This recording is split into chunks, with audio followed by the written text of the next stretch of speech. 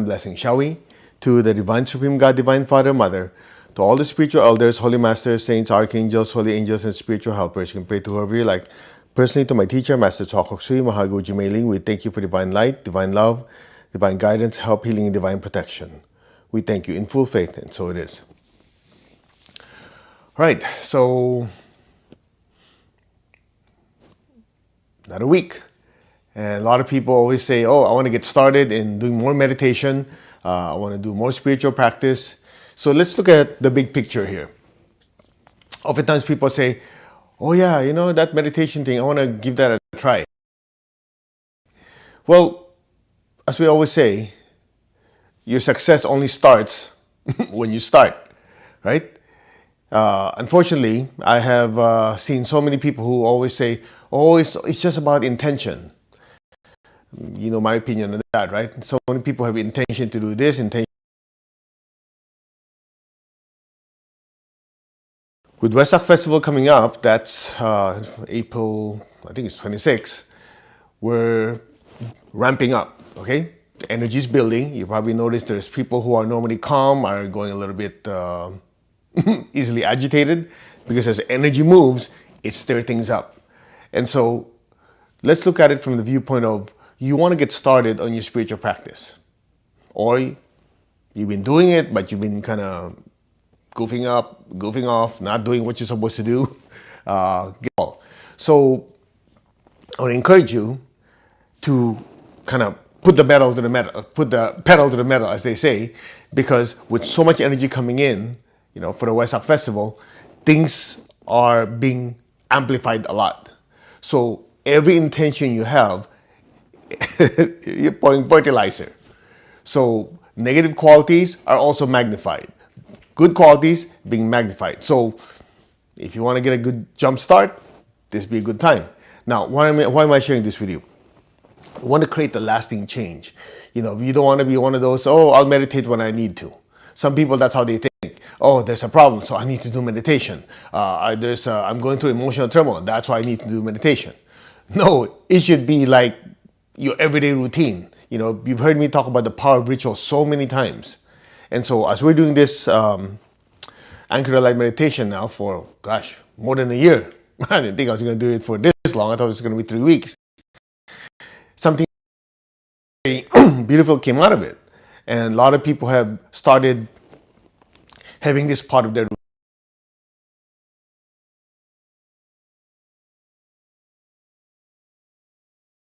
Friday, California time, 10 a.m., 6 p.m.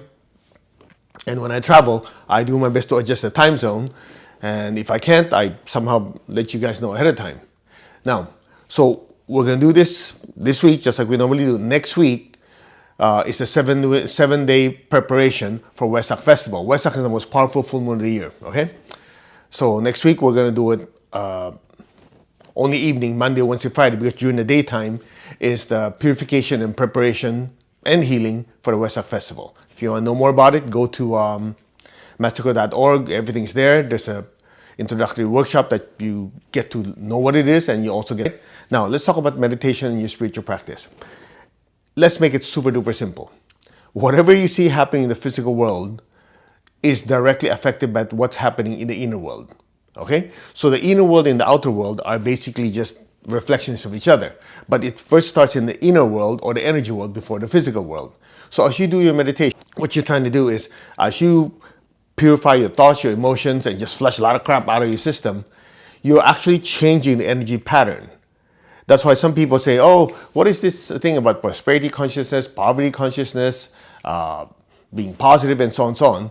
And some people who don't understand it, they go, oh yeah, that's a bunch of hocus pocus, just trying to be positive crap, whatever. Let's put it this way. As the Lord Buddha said, everything starts with your mind.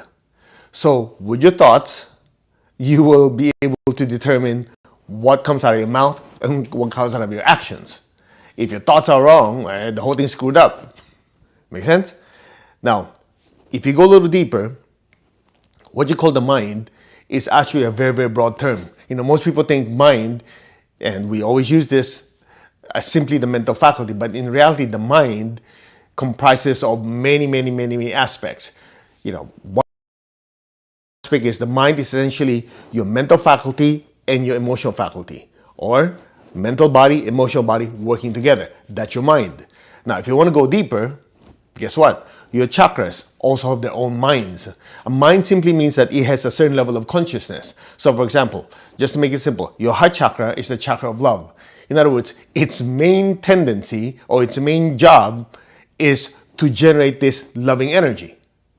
Your basic chakra at the base of your spine is designed to generate survival, prosperity, productivity energy. Make sense? That is like its programming. If, let's say, the heart chakra is small, then your ability to love drops. When your heart chakra expands, it's easy to be loving. And when you're loving, it expands even more. You know what I mean? It's a cycle. Same thing with your basic chakra. Like a lot of you, by the way, the prosperity, purging poverty consciousness, and increasing your prosperity energy is still online. Huh? You guys can still do it. So the whole idea is all we did was clean one chakra, the basic. As you increase the basic chakra, you start to change your inner instinct on money and productivity and prosperity. Make sense? It's trying to change the inner conditions to cause an outer condition change. So when you do our meditation, first and foremost, what it does, it flushes out a lot of the stress energy in your body. Stress energy is basically an accumulation of combination of negative thoughts, negative emotions. Certain chakras are kind of blocked. For example, when you get stressed and angry, the negative energy in your front, back, solar plexus chakra go down and clog your basic chakra. That's why it's the way you think and the way you make decisions. Make sense? So I'm just giving you overall context. So when you're meditating, you realize you're not meditating just, I just want some inner peace stuff. When you're meditating, you're trying to flush everything out and then allow a higher frequency to come in. That's that. Now, what has it got to do with the Wesak Festival? So during the Wesak Festival, whatever you have, it's magnified 50, 100, who knows how many times. So if you have some stress energy, you have some worries about the economy, your future, whatever, that gets magnified, as well as your joy, your happiness, love, and all the good stuff. Make sense? So what we're trying to do here is, in preparation, to really go step by step. Okay, what are the things that we need to remove? Anger? Do we need to remove resentment? Do we need to remove jealousy? All those are emotions and energy forms that hinder the flow of this spiritual energy that comes in. Now, there are many ways to do this. I'm sure a lot of you are experts in how to process emotions. Now, what makes what we're doing unique is because we're not approaching it from the viewpoint, oh, these are negative emotions I want to deal with, I want to let go. Okay, all that is great and wonderful, and it works. We approach it completely from a different viewpoint. We're looking at it, everything is energy. Everything, including these thoughts and these emotions. Make sense? So if you rub your hands together, just let's make it a little more real for you guys. Press the center of your palms. Okay, a lot of you joined me in Tony Robbins UPW. We did this. Okay, put your hand like this. Okay, try to feel the energy with both hands. Feel about the same. Watch.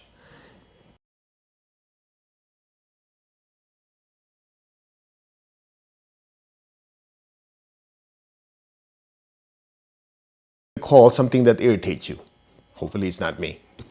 Just think, recall something that irritates you. You're basically looking at your hand as you think about it. Keep going, keep thinking, feeling it, thinking it, feeling it. Okay, good enough. All right, look at the other hand. I want you to imagine someone you love. Smile. Come on, you guys, when you smile, both edges of your lips go up. Okay, smile. Recall a happy event you spent with that person. Same process, just look at your hand as you keep remembering it, recalling the feelings, the thoughts. Okay, just keep going, smile. Okay, done. Easy, right? Okay, put your hand like this. Does it feel the same? Feel different? Now, most people, when we do this, they go, oh man, this thing is so heavy with the negative energy. This one somehow feels lighter. Now, here's the secret. The secret is as simple as this. Ready? Put your hand like this.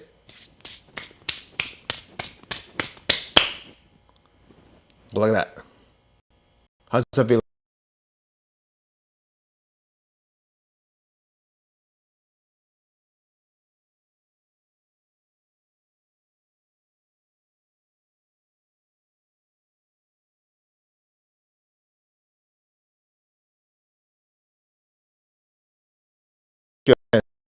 energy comes out of your eyes. You heard the saying, the eyes are the windows of the soul, the eyes are windows to the soul. It's both. So what happens is, when you're thinking something and you're looking at someone and you're talking, you're thinking, that energy is being generated by the different bodies, by different chakras, and the soul is pushing it out. So if you have a tendency to always complain a lot, guess what? You're shooting at people. And you go, oh, how come people don't like me? Well, I didn't say anything to them. Yeah, but as you're thinking about it, what? And you go, oh, how come people don't like me? The problem is not them, buddy. It's you. Clear? So these thoughts and emotions are very, very important. Now, here's the beautiful thing about it. We go back to the basics. Who's creating the thoughts? Who's creating the emotions? Who's creating the movement of the body? The soul, the spiritual self. So this goes back to what the Lord Buddha said, Eightfold Path, which we're going to cover next week in detail. It starts with right viewpoint. Right viewpoint means with careful observation, you get to realize these thoughts and emotions I'm shooting out must start somewhere. Okay, so where did it start? Well, they were not around before I got angry. They were not around before I was happy or whatever. So who created it? I did. So if I can create things that are not pleasant, I can also create things that are pleasant. So who's this creator? I am. Who's that I am? The spiritual self or the soul. So that right viewpoint instantly wakes you up and say, I'm the being that creates these things. So if I'm the being that creates these things, I get to choose which one I create. So if somebody stirs you up, you can sit there and go, well, I choose not to be pissed off with you, even though you're a jerk. No, I'm kidding. You look at the person and go, it's passing in your head. They're trying to irritate. They're trying to trigger, but I choose not to. I'm not willing to take on. So, I not respond, be calm.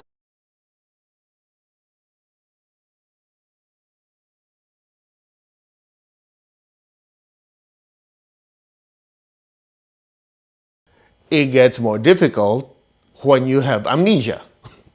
When you forget who you are, so what happens? You allow the body, the emotions, thoughts to get triggered. So the cycle keeps going. So to create this lasting change of being calm, being happy, being joyful, regardless of circumstance, it all goes back to your spiritual practice. Do you remember what I just said? Spiritual practice. I didn't say religion. One of the processes that is within your spiritual practice. For example, in the Catholic tradition, there are certain ways that you pray, which allows you to flush negative emotions, negative thoughts, right? In the Buddhist tradition, mindfulness, observing the thoughts, the emotions, that is the part of the religion, but it's also part of what the spiritual practice. In the Christian tradition, you sing, okay, you praise God. Well, guess what? Guess what you're doing? You're cleansing. Oh, I'm praising God. Exactly. But the process of praising, a lot of spiritual energy comes down. It flushes out negative thoughts. That's why after cleansing, you feel better. After the singing. Did you notice that when you go attend a service, they do the singing first before the preacher or whoever comes out and talks to you? Because you're not going to be receptive when you're carrying all this emotional, mental crap going into church and listening to God's word. Everything that comes in has to go through all this filter. But if you start with singing, praising, letting go, as the divine energy comes down, it displaces all the old energy. By the time whoever is speaking starts speaking, your aura is already cleaner. So whatever God's word is, it's now penetrating. When was the last time you walk in? Okay, let's preach. They don't do that. Number one, gives the guy more time to get ready. Number two, it flushes a lot of your crap out so that you'll be more receptive. So although it's supposed to be religion, that religion is simply a process to allow you to experience the spiritual nature within you. I know this is getting too technical. I'm an engineer by trade, so that's the way I was taught. Everything has principles, mechanism, and certain processes that happen. Now, unfortunately, a lot of people on the spiritual path say, oh, I'm not into that stuff. I just trust and I let it flow. You hope you have a good teacher. You hope you're reading the right book. Hope you're part of a good organization. That's why discernment, the ability to observe, the ability to make decisions, make choices, it's part of the spiritual path. If you remember, let's see, I think part of the spiritual teachings of Alice Bailey through the Holy Master Dwal said, the first requirement for service, okay, this is the Holy Master Dwal Kul, right, the Tibetan teacher. The first requirement for service is discernment. I was shocked when I read that. I thought, wow, I thought he would say love. No, he said discernment, because even when you love, you have to love the right person at the right amount and express the right way. If you just say, oh, I love everything, you could be, who knows where your energy is going. Make sense? So discernment is differentiate what's good, what's wrong, what's right, what's not right. That's part of the spiritual practice. And you can only do that if you understand the mechanism, the principle, and the process that's happening. So just because it's spiritual doesn't mean you leave your brain in the car. I think you've heard me talk about discernment in one of the few sessions before. So with that in mind, let's go back to the basics. Who is the one who is creating the thoughts, the emotions, the stress energy, the loving energy, the positive thoughts, the prosperity thoughts, or the worry and poverty consciousness thoughts? The I am. So when we do our meditation, as often as we can, we first affirm who we are, to go back to who you are, and then we go to the meditation. Because if you think about it, and after this we'll do our meditation. Who's the one meditating? Is it your body? No. Is it your emotions? Your thoughts? No. Who's meditating? Yeah, good question. Exactly. That's the same. That's exactly the problem why people who claim to be meditating don't get anywhere. I've met people, oh, I've been meditating, and look at you. Okay, namaste, that's good, you're meditating. In the back of my mind, so how come this person still doesn't have control over their emotions? How come they get triggered so easily? How come they're going crazy? How come their life is a big fat mess? They're meditating and they seem to be doing the right thing, because the problem is they say, who is meditating? Did that hit you yet? Who's meditating? Oh, I'm just going to this ritual every morning. Ritual is good because it sets a pattern. But the pattern has to be based on a solid foundation. That solid foundation is who am. You get that one wrong, you throw everything out the window. Then you're just a puppet. Who am I? Because when you understand who you are, then you realize who's meditating. And at that point, when you're doing meditation, that's when you're able to fully maximize the effect of that spiritual practice. That's it. Very simple. So if you do want to create lasting change in your life, you start off with who am I. Once you understand who the I am is, you try to learn what are the characteristics of this I am. From there, you move outwards. You go, I am the soul. I am the spiritual self. Okay, what am I? Am I plastic, metal, gold, cement? What is it? Then from there, once you understand it more, you say, I'm a spiritual being made of pure energy. From there, what's it got to do with the world? Oh, this I am has to function in the physical world, the emotional world, the mental world, because it has to learn lessons. It's not just perfect. Oh, okay, so how do I do that? Right? Like you have a thermometer to sense temperature. You have accelerometer, like in your phone, to sense motion, right? So you need to have a sensor to sense what physical vibrations are. You have to have a sensor to sense what emotional vibrations are. You have to have a sensor to sense what thoughts are. So from there you go, okay, I have these three sensors. Based on this, I can get data. And from there, I can also use these sensors, turn them around, and use them to project that frequency out.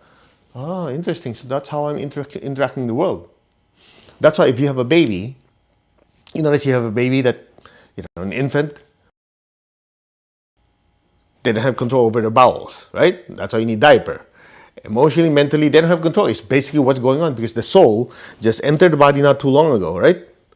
And so the soul is trying to use this machine. Okay, now get off your butt, go to the toilet, learn to control your bladder, release it now, right?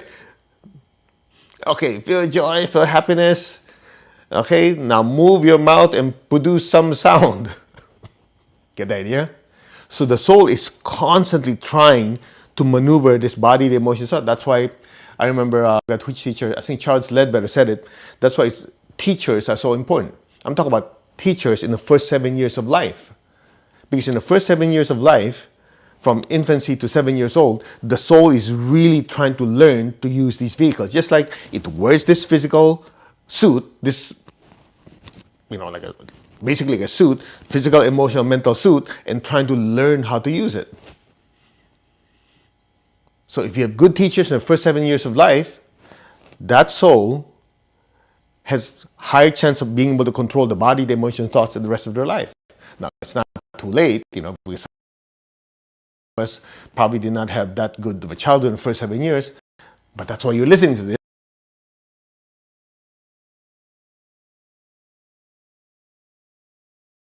Focus on training my body. I'm going to use my ability to train the emotions and the thoughts. That's how you create, not following a fad.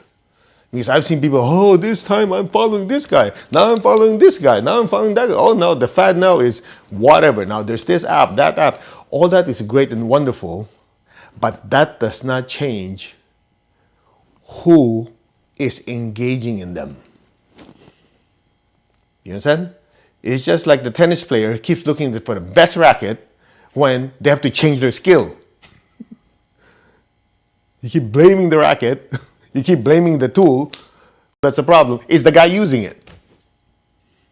Are we getting somewhere? So without meditation and deep spiritual practice, it's almost impossible. Because the fact that you're not withdrawing temporarily to your inner self, you're swimming in the world. And as you're swimming in it, you cannot identify who is moving the body and what's being moved, which is the body. You cannot identify what's the emotion that you created or the emotion that's swimming around that you sucked it in. Do you have a bigger perspective? That's that. Anyway, on the second session tonight, I'll go in more detail. But for now, this is just to give you a bigger context if you really want to create lasting change. It's not the next best app, the next best gadget. I love gadgets, okay? But I realize a gadget is something I use. The gadget doesn't use me. You can have the best gadget in the world. If you don't know how to use it, it's useless. Are we getting somewhere? I know some of you going, oh, you're too harsh. Well, you know my answer to that already, right? I already toned this down a lot. You don't like it? Get out of here. Okay, that's that. So, shall we meditate? To the Divine Supreme God, Divine Father, Mother, thank you. To all the spiritual elders, Holy Masters, Saints, Archangels, Holy Angels, Spiritual Helpers. Personally, to my teacher, Master Tokok Sui Mahaguji Ring, thank you for divine light, divine love. Thank you for your wisdom. Thank you for the ability to recognize who we are and our place in the universe. We thank you for the great, great blessings and realization. In full faith, so be it. All right, put your hand like this. Just gently tap your crown. Focus on your crown. Repeat after me. I am that. I am not the body. I am not the emotions. I'm not the thoughts. I'm not even the mind. The body, the emotions, the mind are just my instruments. I am the mover of the body, creator of the feelings, creator of the thoughts. I am the soul. Just be still. Just leave your attention on the crown. I am the soul. I am the spiritual self. I am a spiritual being of divine intelligence, divine love, and divine power. I am that. I am one and connected to my higher soul. I am one and connected to the divine spirit in me. I am a child of God, meaning we're still growing. I am one with God. I am one with all. Just be still. We are one.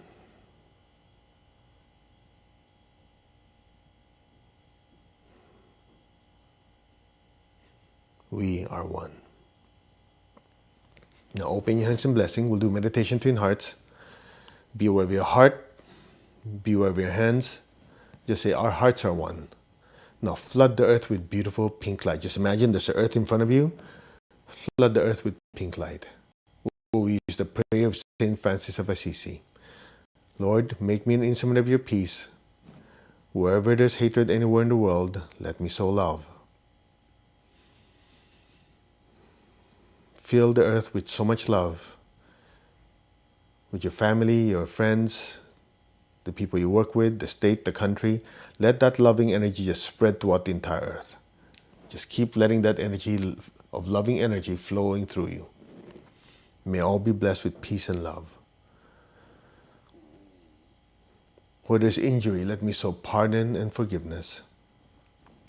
Where there is doubt, despair, let me sow hope.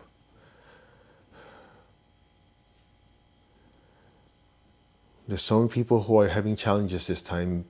If you know someone who's going through difficult times with their health, with their finances, their relationships, visualize their life turning around, filling them with beautiful pink light, blessing them with hope and with faith and a better life. So be it. So be it. Where there is darkness, let me sow light. Darkness is the absence of spiritual light, the absence of realization that we are beings of light. May every person, every being be blessed with spiritual light, spiritual realization. So be it. And where there is sadness, let me sow joy. Be aware of your heart, be aware of your hands. Bless the earth with peace, with love, with a spirit of forgiveness, with hope and with faith, with light and joy. So be it. So be it. And so it is. Just be still.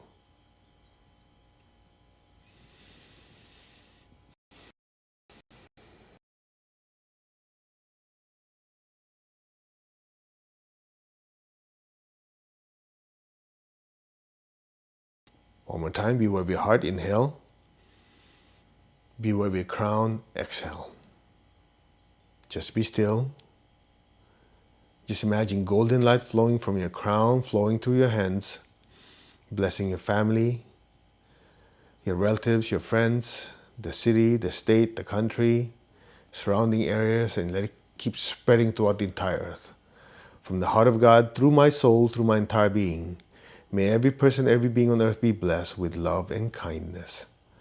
Let all be blessed with inner peace and inner healing. May all be blessed with great joy, happiness, and divine bliss. So be it. Just be aware of your crown and keep flooding the earth with this beautiful golden light. All be blessed. So be it. So be it.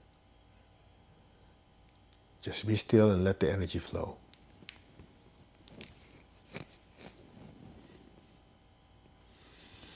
So be it. Now, be aware of your heart and your crown. Project golden light through your hands. Again, be aware of your heart and your crown. Take a deep breath. Exhale. Imagine brighter golden light pouring out of your hands to the earth. Again, be aware of your heart. Be aware of your crown. Inhale. Exhale. Project super bright golden light to the earth. From the center of the heart of God, through my soul, through my entire being, may every person, every being on earth be blessed with loving kindness. May every person, every being in the higher worlds, middle worlds, even the lower worlds, let all beings in every dimension, above and below, in every direction, be blessed with God's unconditional love and kindness. You and I are just the pipelines. Just let the energy flow through us. May all be blessed with peace, love, and kindness. So be it. From the center of the heart of God, may all be blessed with understanding, harmony, goodwill, and especially the willingness to do good. So be it. Let all be blessed regardless of race, religion, color, belief system, gender, sex. May all be blessed. All means all. May all be blessed with peace, love, and kindness. So be it. So be it. And so it is. Now gently lower your hands on your lap. Palms up. Keep your eyes closed. Keep your tongue on the roof of your mouth. Just be still. Imagine a beautiful golden star or a golden flame just floating. Just be aware of the love within your heart. Send a stream of love from your heart up to your throat, to the center of your head, to your crown, past your crown and into that golden light. And stay there.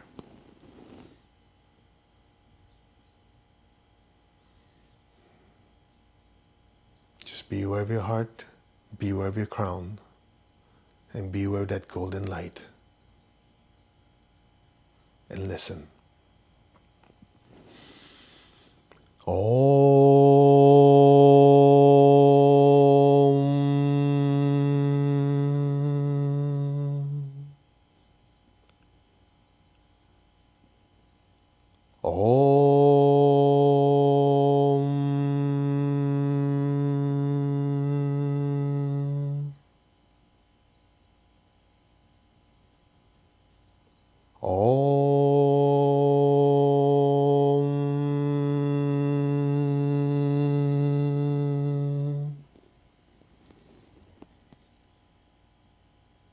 Your entire awareness is inside that golden light. You, the soul, are immersed in that golden light. Just be still and let go and let things be now.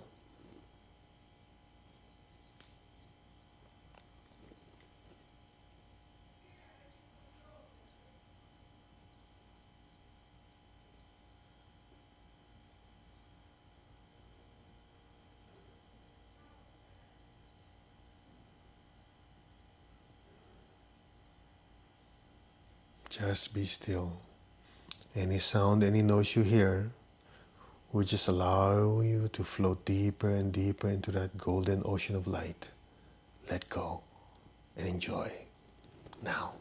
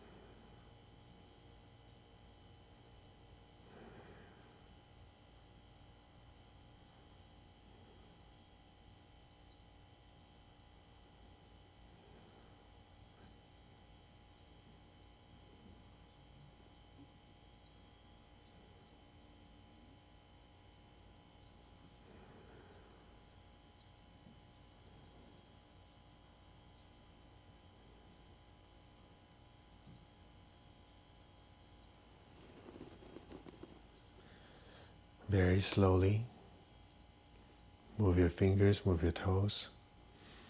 Gently and slowly come back to your body now. Raise your hands again in blessing. Visualize your family, the people you love. Flood them all with golden light. May all of them be blessed with good health, with happiness, with prosperity, and with spirituality. So be it. Bless them with good things in life. Bless them with joy, with happiness. So be it. Now be aware of your feet, the base of your spine, your hands. Just project golden light down into the earth. Let our beloved Mother Earth be blessed with divine light, divine love, and divine power. Let our beloved Mother Earth be healed, regenerated, and revitalized. So be it. May all be blessed. So be it. Let's give thanks to the Divine Supreme God, Divine Father, Mother. Thank you to all the spiritual elders, holy masters, saints, archangels, holy angels, and spiritual helpers. Personally to my teacher, Master Twakok Sui Mahaguji May, thank you for the blessings in full faith, and so it is. Okay, open your eyes. How was it? Short meditation, right? But if you're sensitive, you notice the energy flowing, like we cranked it up a little bit. Now, after this, get up and do your physical exercises. Go about your day. If you need to really listen to this, we leave this online so that you don't have an excuse. I forgot. Press play. If you can't do that, you're not serious. People come up with more excuses than doing something. Remember, how fast you succeed is only as fast as when you start. And then from there, you just follow a ritual, keep repeating over and over and over again. Many years ago, let me just finish with this. I remember going to my teacher because, learning Arhatic Yoga, you learn many different techniques and meditations, right? A lot already. And, at some point you're so after the technique, you go, yeah, I want to learn more. So I remember I said, Master Cho, we have this technique, that technique, and we're just discussion. And then out of nowhere, he just said, do you know? Many yogis in India that have been enlightened only use one technique. I said, Master? Yeah. Their guru taught them one technique, and they've been practicing for the last 20, 30 years consistently. They experience enlightenment. I'm thinking, wow, we are spoiled. We have this technique, that. And then even we've already taught 10 techniques, go, ooh, I want more technique. How well have you practiced the first technique you learned? Well, that's one technique. I want to learn more. Exactly the point. Jack of all trades, master of none. Right?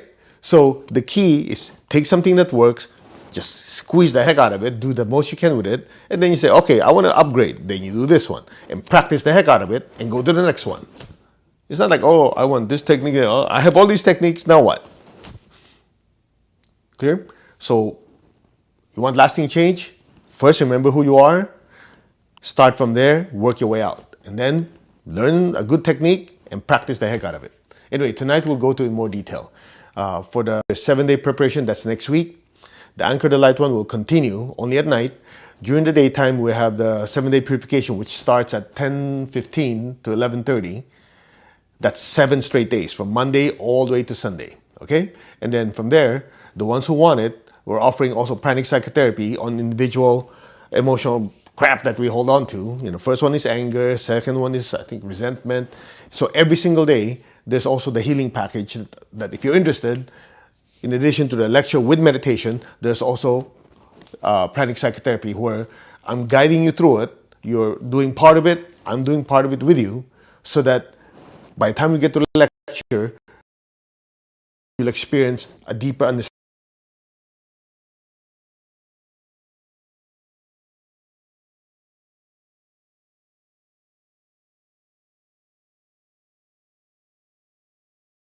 What we're doing is the lecture and the meditation is going to be done once. Anyway, staying online so that you can watch it if you wake up, in another time zone.